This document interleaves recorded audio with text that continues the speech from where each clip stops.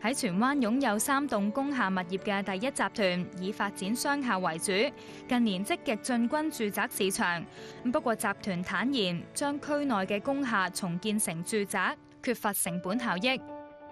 集團一向都好想起住宅項目嘅，咁所以唔同嘅機會，我哋都會去搜尋啦。咁因為無論喺拍地方面，又或者喺私人嘅項目買賣方面。每一個項目真係要計數嘅，買笪地翻嚟係幾多錢嘅，跟住我哋嘅建築成本啦，然之後再你賣出去街嗰個市價係咩咧？即係唔係話你想賣幾多錢就幾多錢，係個市場話俾你聽，你賣到幾多錢噶嘛？即係大家個 expectation 唔同嘅時候咧，嗰個價錢吻合唔到咧，你就唔會買得到，就計唔掂條數，計唔掂條數咧，個項目就唔會成。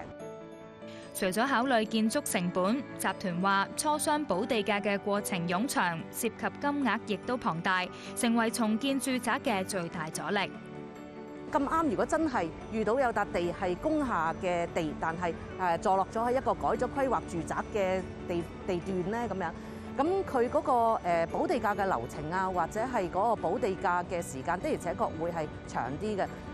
例如可能要1年到啊時間去傾條款啊，跟住傾價錢啊。又坦白講，個價錢出嚟又未必係你心目中想嘅價錢啦。咁所以會有多啲不確定性嘅因素出嚟咯。